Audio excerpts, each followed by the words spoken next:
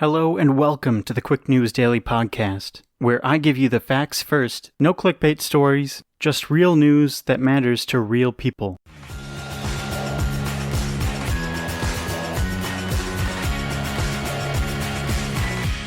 Today is September 10th, and thank you for joining me. Sadly, there aren't any new breaking news audio tapes from Trump admitting that he seriously downplayed a virus that has killed 200,000 people. So we'll just have to settle for some regular news. There is still a lot to get to though, so let's get caught up. Let's start by revisiting the biggest story from yesterday. Trump caught on tape admitting that he downplayed the virus, that he knew it was more deadly than the flu, and that young people could get very sick too. Hey, I'm a poet, and I didn't even know it. Right off the bat though, I'll say that this might seem like I'm spending a lot of time on this, but I think we need to. The thing that made me just furious yesterday was the few talking head analysts saying, nothing ever sticks to Trump and this won't either. There's just so much to be outraged about every day that this will just pass. And I think that's just reckless and insane. The only reason this won't matter is if we decide it doesn't. It's up to us. I know it's their job to give their honest opinion, but intentionally brushing off something this severe is wrong. In fact, that sounds like what Trump admitted to yesterday. Quickly, as is the theme of the show, I want to play this video from the Lincoln Project. Well, I guess it's just audio, but you know. This is more deadly. This is 5 per, this is 5% versus 1% and less than 1%, so this is deadly stuff. We show cases, 99% of which are totally harmless. Not just older. Yeah, exactly. People, to plenty of young people. Young people are almost immune to this disease. It's also more deadly than your strenuous flus. We lose thousands and thousands of people a year to the flu. We don't turn the country off. I wanted to always play it down. I still like playing it down. That's what I had in mind yesterday as soon as I heard this stuff, but I'm glad they did it because they have more resources, they made it look more professional, so thank you to the Lincoln Project. Also, from Reed Galen, who is a founder of the Lincoln Project, he had a great response to this information.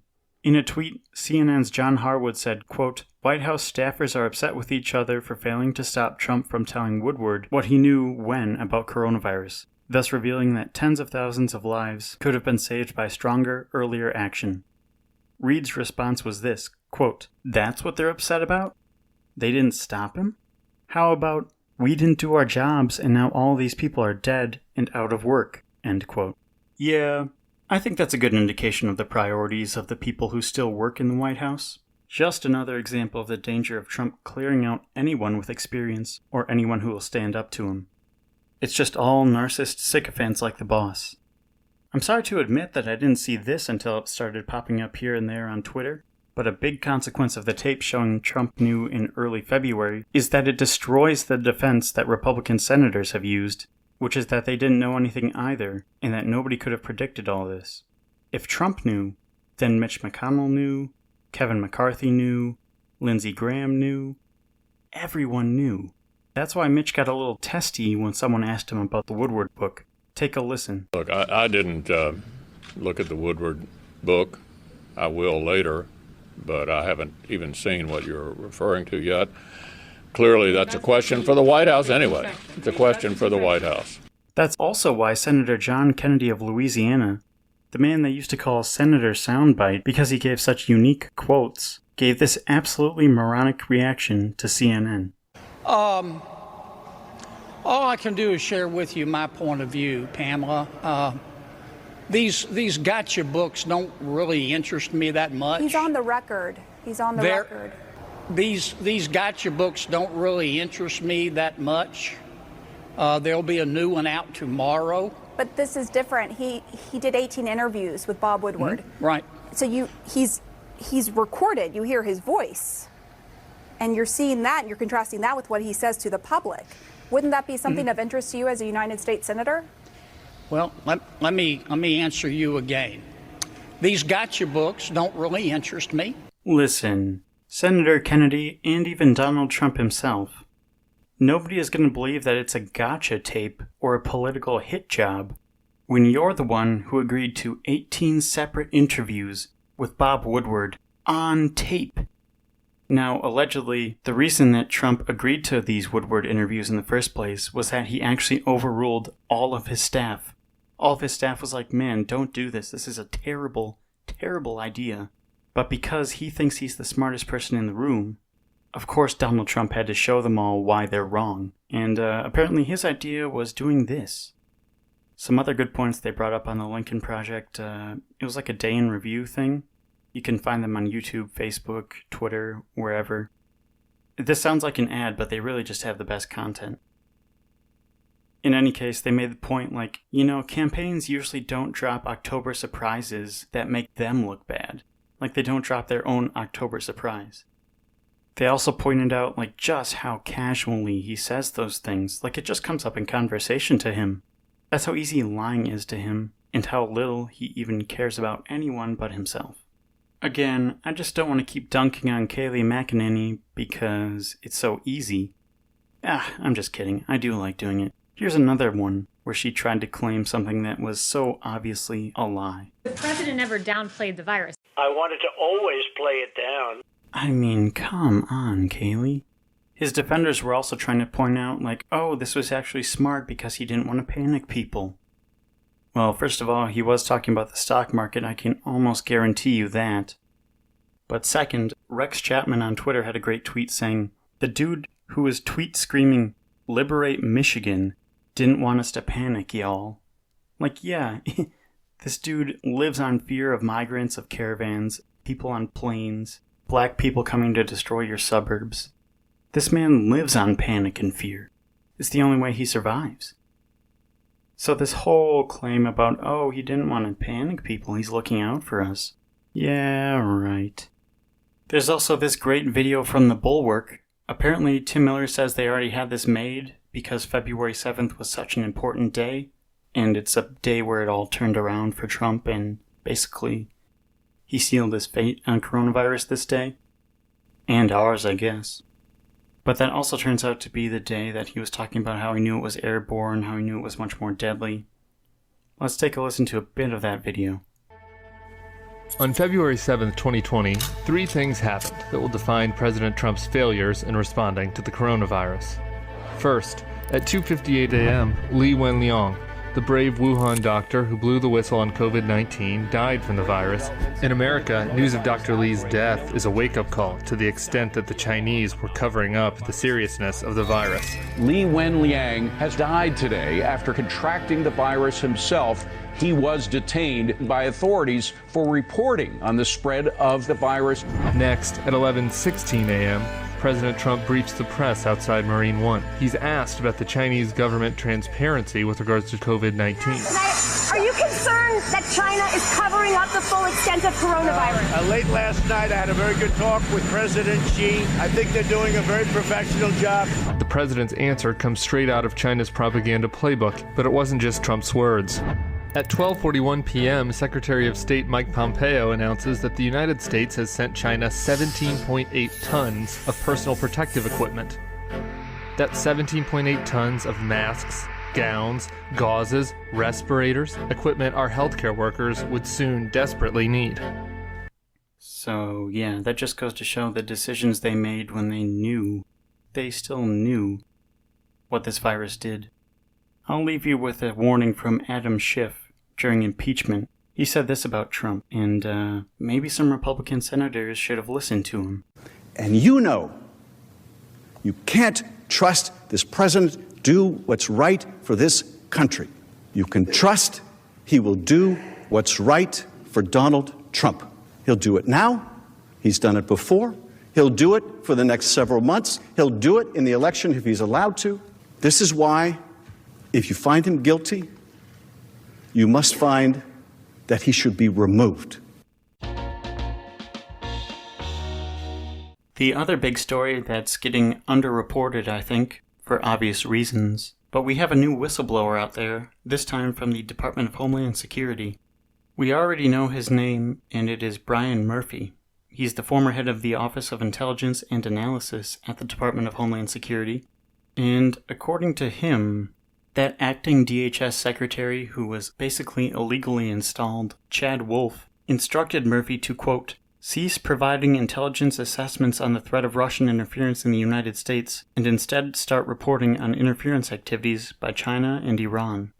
Murphy says he didn't comply with these, but said he was told these came from Trump's national security advisor, Robert O'Brien. Murphy also talks about how the distribution of a Homeland Threat Assessment, this is called an HTA report, was prohibited due to concerns raised by Messrs. Allegedly, Wolf and the Acting Citizenship and Immigration Services Director Ken Cuccinelli raised concerns about two sections in the HTA. One's about white supremacy and Russian influence in the U.S., because they would reflect badly on President Trump. Murphy said that Cuccinelli allegedly told him to modify an assessment on white supremacy in order to, quote, make the threat appear less severe, as well as include information on the prominence of violent left-wing groups, end quote. Now, of course, everyone named denies this. The White House denies this. DHS denies this. If you're really honest with yourself, does this sound like something that they wouldn't do? No, I believe they'd do it in a heartbeat. And what does it say about the president when reporting on white supremacy activism would reflect poorly on him? Because those are his base. He loves the white supremacists. That's who he wants. And Russian interference?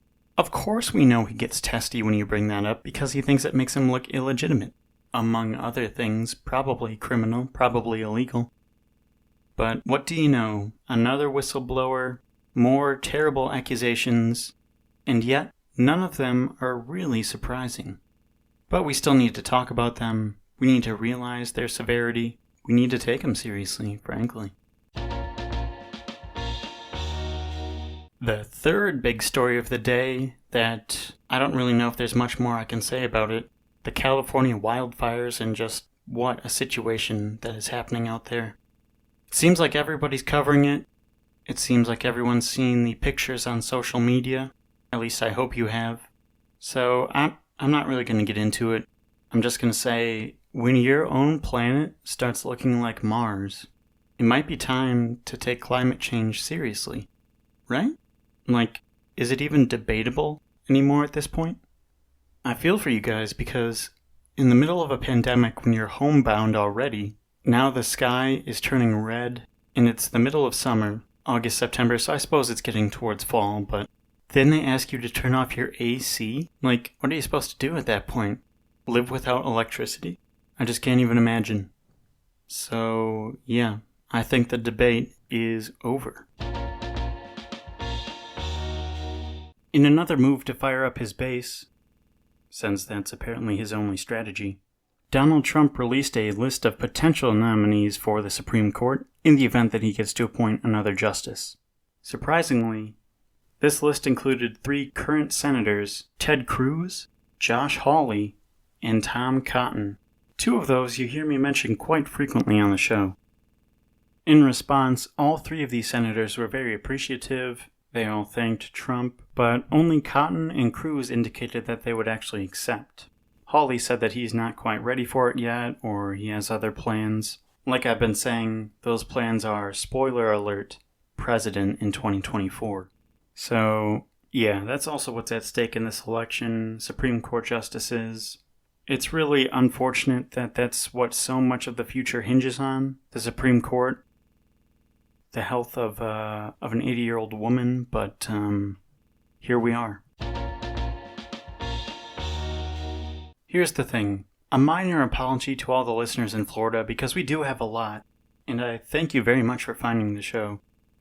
I hope the jokes about Florida weren't too much, but like I said, it seems like Floridians are the first to make those types of jokes. In any case, I was listening to the Morning Joe podcast from yesterday morning, and they dove a little deeper into why Trump and Biden might be closer to tied in Florida. And the difference is Latino voters, where Trump is doing a lot better with Cuban-American voters. I think they said Hillary won that group by like 27 points or something last time around, and Biden is only winning it by about 4%, something like that.